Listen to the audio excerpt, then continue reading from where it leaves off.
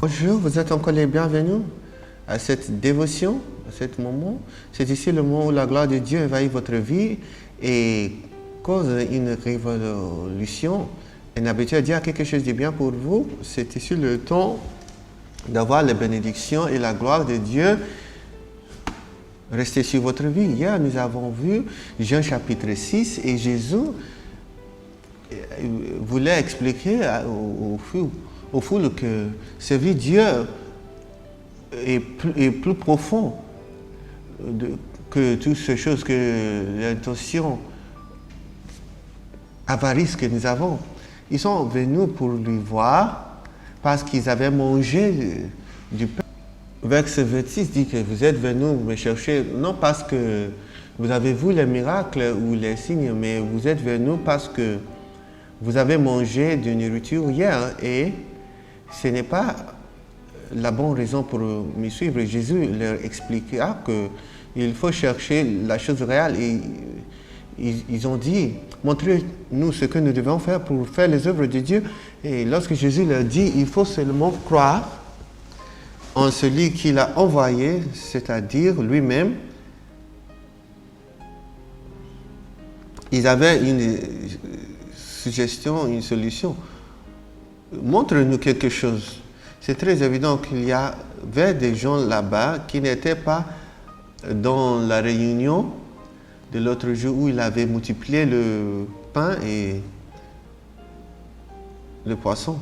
Mais ils ont dit, donne-nous un signe. Et Jésus avait cette réponse pour eux.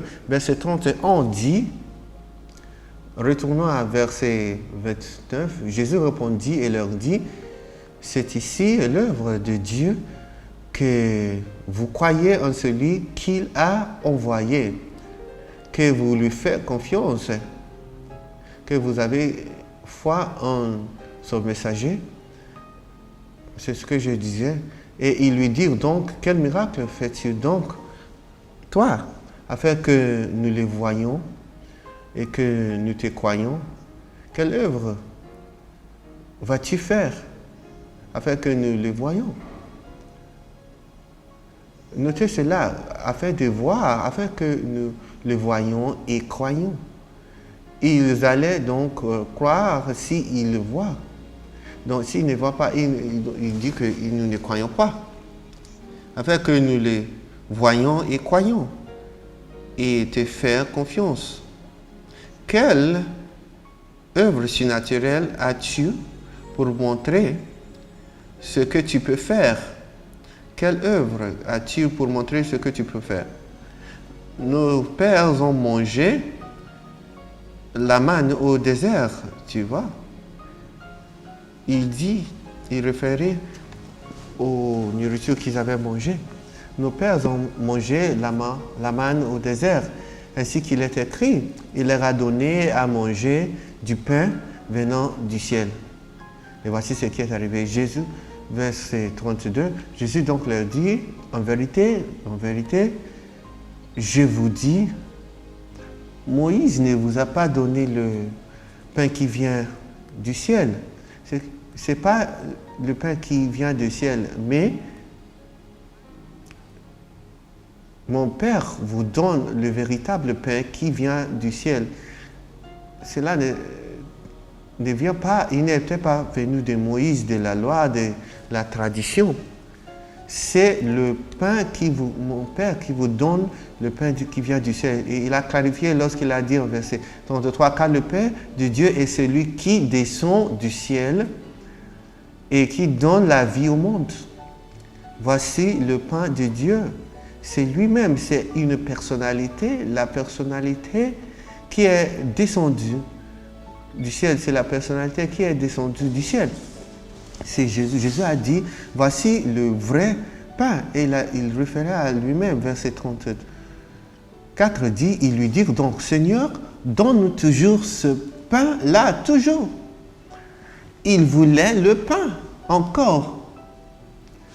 Ils ont dit, donne-nous toujours ce pain. Mais il a dit, je parlais d'une personnalité, mais il refusait à croire. Il le voit comme une occasion à manger. Ils ont dit, donne-nous ce pain toujours. en verset 35, Jésus leur dit, moi, je suis le pain de vie.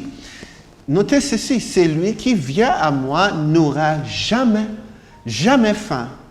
Celui qui vient à moi n'aura jamais faim. Et celui qui croit en moi n'aura jamais soif. Celui qui me fait confiance, il n'aura jamais soif. Jésus a clarifié, il a dit, celui qui vient du ciel est le pain de la vie.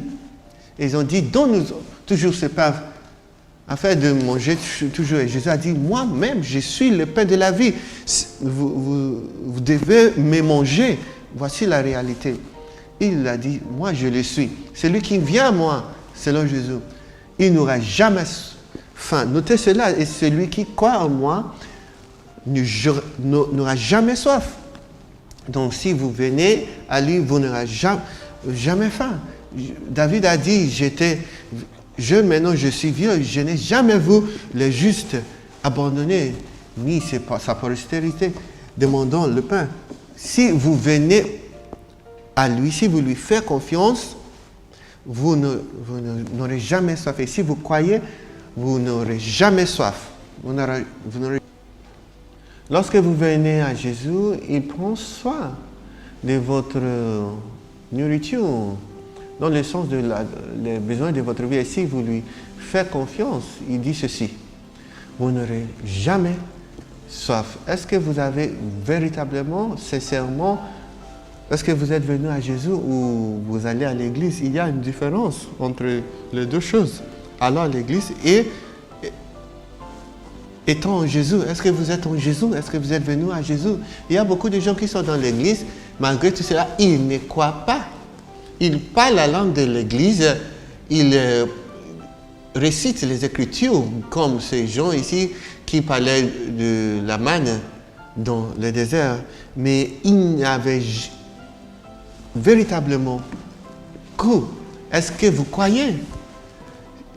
Être dans l'église ne suffit pas. Même chaque jour dans la semaine, si vous ne croyez pas, vous aurez une vie sèche, religieuse, qui ne sera pas rien à rien. Abandonnez. Pourquoi abandonnez-vous pas votre vie religieuse et fixez vos regards sur Jésus, l'auteur et la consommateur de votre foi, et vous serez étonné de la gloire qui arrivera en votre vie. C'était un bon temps sur l'émission aujourd'hui. C'est ma prière aujourd'hui que vous ne raterez pas Jésus et que vous fixerez votre yeux sur lui et vous lui servirez pour qui il est. Mais venez à Jésus et il prendra soin de votre faim. Faites-lui confiance, croyez en lui et il prendra soin de votre soif. Merci de nous avoir suivis. Je suis Igor jusqu'à demain. Que Dieu vous bénisse.